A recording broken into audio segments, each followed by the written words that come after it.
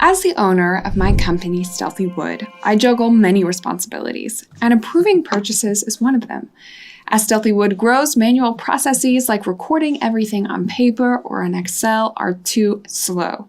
They reduce our ability to work efficiently. So automating tasks with the Purchase app will help us greatly as everything is done in just a few clicks.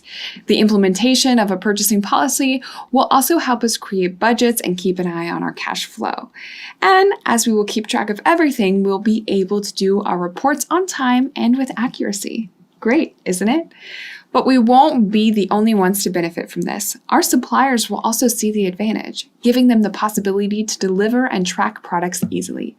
Doing so, they will verify our orders and assemble our goods quickly, making us save time and keep operations running efficiently. So let's see how we can make this happen in our Stealthy Wood database. All right, here I am on my database. So let's go ahead and see how we can create a purchase order from the Purchase app. So we're going to go straight to Purchase. And here we're going to see right away all of our requests for quotations, also known as RFQs, and purchase orders, also known as POs. So let's create a new one simply by clicking on the Create button right here.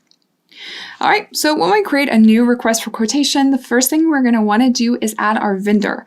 Okay, we need to decide who we want to purchase some products from. So I'm going to choose my vendor, Azure Interior.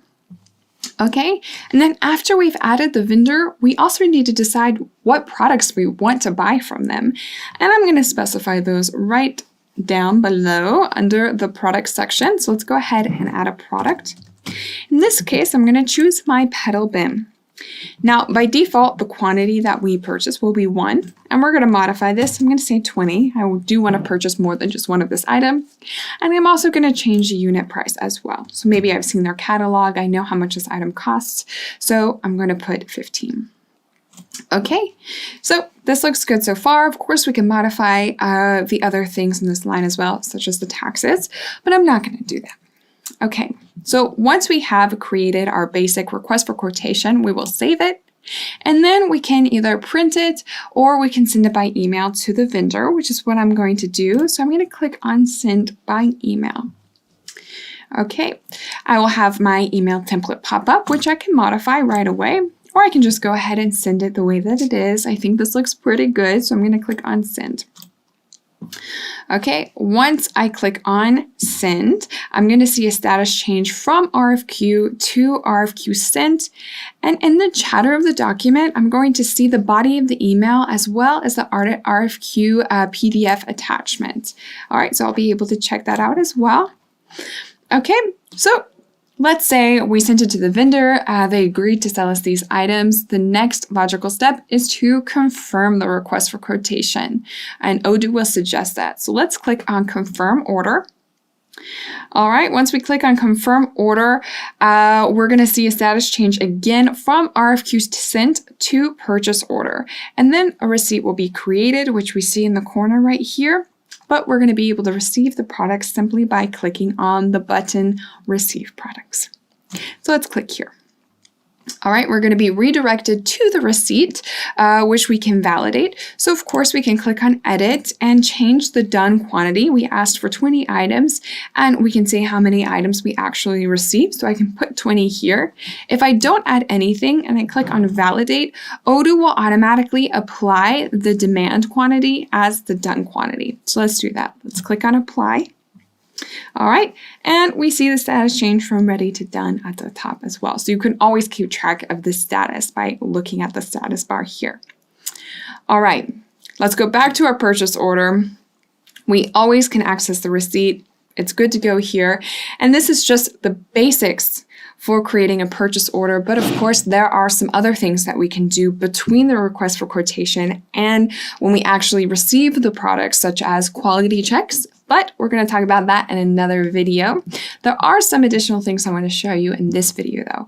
One thing I do want to do for sure is to add some additional security measures.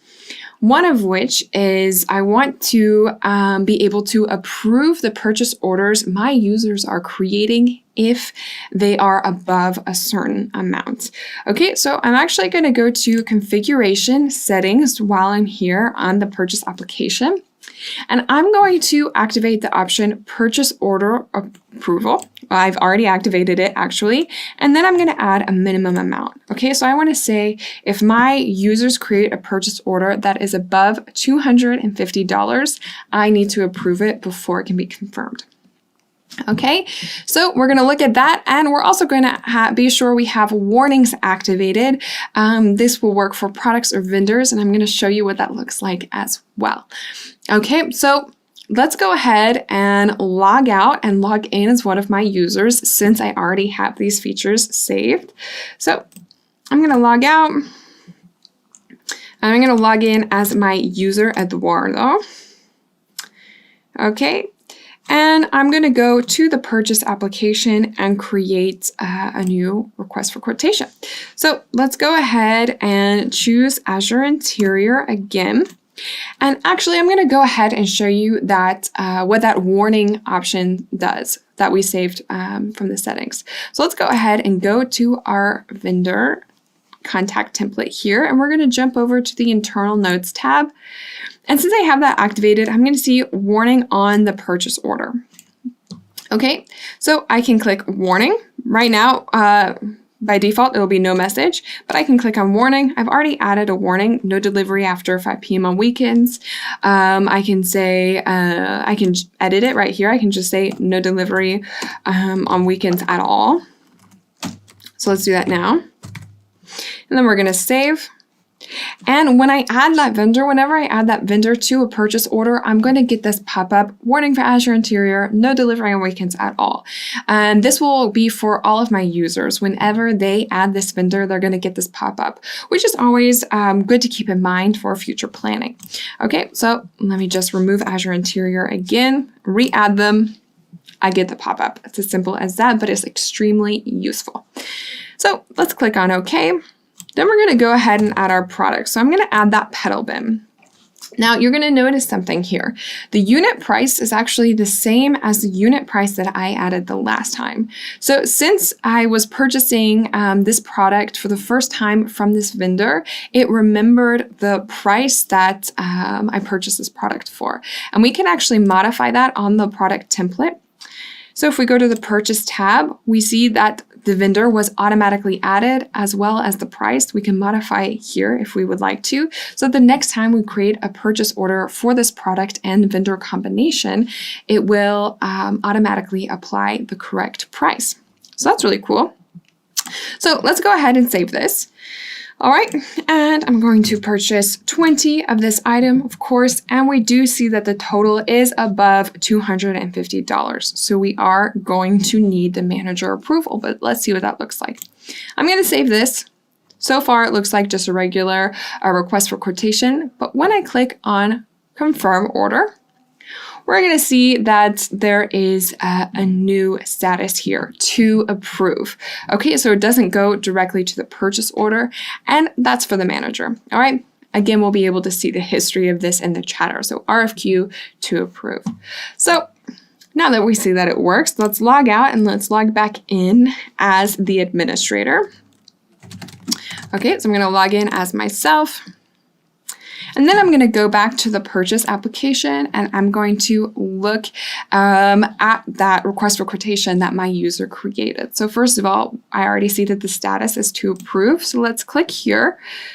And then I'm going to have the button approve order. Since I'm an administrator for the purchase application, I have the power to approve this order. So let's go ahead and click on approve order. Then we'll be moved to purchase order and we'll be able to receive the products. So let's go ahead and complete the flow. So I'm going to receive the products. This time, I'm actually going to say that I didn't receive all of the products, that actually they only sent me 15. All right, so I'm going to save and validate. And when I try to validate this, Odoo, of course, will recognize that it's not the full amount that I ordered. So it will ask me if I want to create a back order saying that I still want to receive these products at some point, or if I don't want a back order at all. If I say, okay, I wanted 20, they only had 15 available, I'll take the 15. I don't care about the rest. I don't want to receive them later. I'm just good with what I have. I don't have to create a back order. So I'm going to click on no back order. Okay, so I just have 15 done here. All right, and then when we go back to the purchase order, we will then be able to create a bill. We need to pay our vendors. Okay, so let's click on Create Bill. Now, when I do that, I'm going to see that the quantity has reflected what we actually, the quantity reflects what we actually received.